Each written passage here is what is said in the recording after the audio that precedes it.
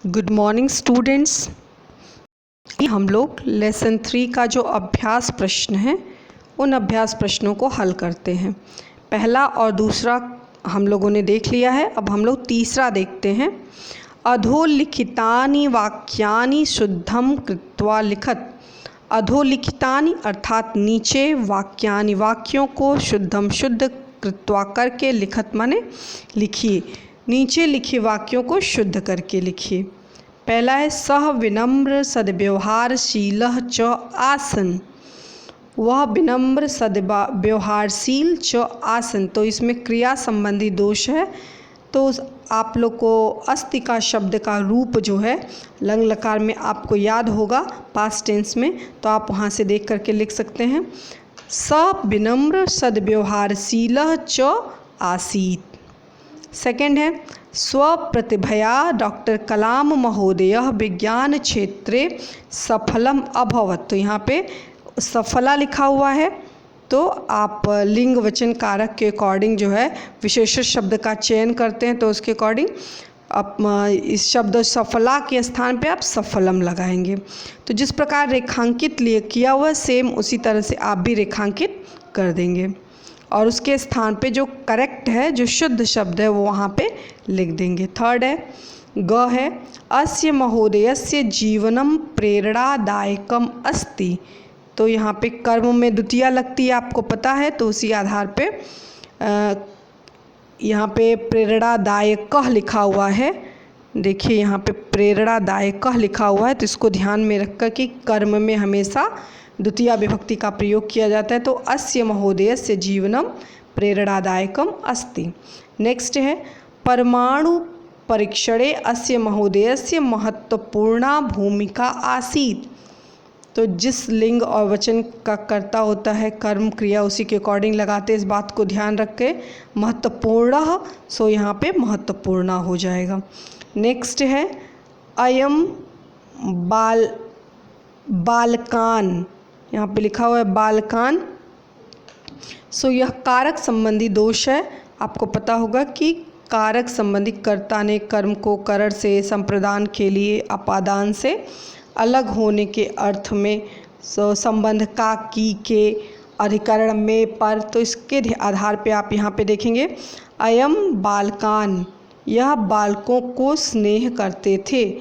तो इसका सही अनुवाद क्या होगा? अयम बालेषु स्नेहयति स्म। ये बच्चों में स्नेह रखते थे, बच्चों में स्नेह करते थे। तो यहाँ पे बालेषु हो जाएगा, तो कारक संबंधी दोष को आप करेक्ट करेंगे।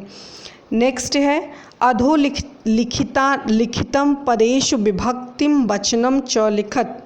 नीचे लिखे गए पदों से विभक्ति और वचन लिखिए। कौन से विभक्ति और कौन सा वचन है? हमने आपको पहले भी समझाया कि जो संस्कृत है वो मैक्सिमम जो है रूप पर आधारित होता है। तो आपको रूप अगर याद है तो आधा से ज़्यादा संस्कृत आप आसानी से हल कर सकते हैं। तो आइए हम देखते हैं पहला क्या है, परिश्रमेण। परिश्रमेण क्या है? तृतीया विभक्ति एक वचन। जिस तरह बालकेन, रामेण, तो उसी तरह से तृतीया विभक्ति एक वचन। आपको पहले बताया जा चुका है, हम कैसे जानेंगे कौन शब्द किस विभक्ति का है, कौन सा वचन है, तो आप उसके आधार पे देख सकते हैं। छात्राणाम, जिस तरह बाल का नाम है तो उसी तरह से छात्राणाम, षष्ठी विभक्ति बहुवचन। प्रक्षेपास्त्रेभ्यः, जिस तरह बालकेभ्यः, रामेभ्यः, उसी तरह से प्रक्षेपास्त्रेभ्यः है। सो चतुर्थी विभक्ति या पंचमी दोनों में सेम रूप चलता है। तो चतुर्थी विभक्ति पंचमी विभक्ति दोनों में है और बहुवचन का रूप है। नेक्स्ट बालेषु, सप्तमी, जैसे रामेषु है, बालकेषु है, उसी तरह से बालेषु तो सप्तमी विभक्ति बहुवचन। महोदयः, जिस तरह बालक है उसी तरह महोदयः, प्रथमा एक वचन। विकासाय, जिस तरह रामाय, बालकाय, तो उसी तरह से विकासाय, तो विकासाय क्या है? चतुर्थी विभक्ति एक वचन हो जाएगा। रक्षा क्षेत्रे, जैसे बालके होता है तो उसी तरह से आप लिखेंगे रक्षा क्षेत्रे, यानी सप्तमी विभक्ति एक वचन। नेक्स्ट है आप लोग को सहतौते वाला रूप याद होगा, तो उसी तरह से अस्मै, अस्मय शब्द चतुर्थी विभक्ति एक वचन का जो है यह रूप है। तो यह इस प्रकार आप देखेंगे कि विभक्ति और वचन जो है यहाँ पे दिया हुआ है। आप इसमें से शब्दों को देख करके सेम जैसे लिखा हुआ विभक्ति और वचन, आप विभक्ति और वचन इसको पूर्ण करेंगे। आइए देखते हैं पांचवा क्या है। यथा निर्देशम उत्तरत। यथा निर्देशम उत्तरत माने जैसा निर्देश दिया है वैसा आप उत्तर दीजिए। तो देखिए पहला क्या है, क है छात्राणां विकासाय अयं सर्वदा प्रयत्नशीलः आसीत् अत्र अयम् इति सर्वनाम पदम कस्मै प्रयुक्तम। छात्रों के विकास के लिए इनका सदैव प्रयत्नशील थे। अत्र अयम, यहाँ पे अयम इति सर्वनाम पदम किसके लिए प्रयुक्त किया गया है। यहाँ पे जो अयम सर्वनाम शब्द है वो सर्वनाम शब्द किसके लिए प्रयुक्त किया गया है। तो आप क्या लिखेंगे, कलाम महोदय। तो आपको याद रखिएगा कि यहाँ पे आपको जो चारों ऑप्शन दिए हुए हैं ये चारों ऑप्शन लिखने की ज़रूरत नहीं है। बस आप एक पूरा प्रश्न लिखिए और प्रश्न के बाद जो उत्तर दिया हुआ है वो उत्तर आप लिखेंगे। इसी तरह से ये भी महोदय अस्य पदस्य संधि विच्छेदः अस्ति।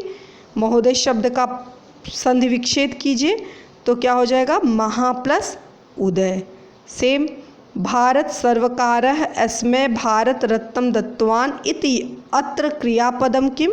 यहाँ पे क्रियापद क्या है, तो दत्तवान हो जाएगा। अयम स्वभावेन विनम्रः आसीत्। ये स्वभाव से विनम्र थे। यहाँ पे विशेषण शब्द क्या है, तो क्या हो जाएगा, विनम्रः।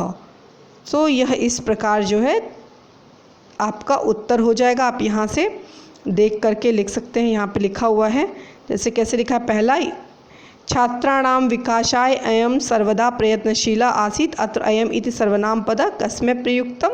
तो यहाँ पे क का उत्तर दिया है कलाम महोदय। तो नेक्स्ट वन आप प्रश्न लिखेंगे फिर उत्तर, प्रश्न लिखेंगे उत्तर। सो इस प्रकार आपका ये जो प्रश्न पांचवा, तीसरा, चौथा, पांचवा एक्सरसाइज है वह कंप्लीट हो गया। आप लोग कॉपी में ये शब्दार्थ लिखेंगे, पहला, दूसरा, तीसरा, चौथा और पांचवा एक्सरसाइज लिख करके कार्य पूर्ण करेंगे और साथ ही साथ आप जो है इसको याद भी करते चलेंगे। सो आई होप आप लोग को समझ में आया होगा। तो आप घर पे रह करके शब्द रूप और धातु रूप जो है वो याद करने का प्रयास करें। धन्यवाद।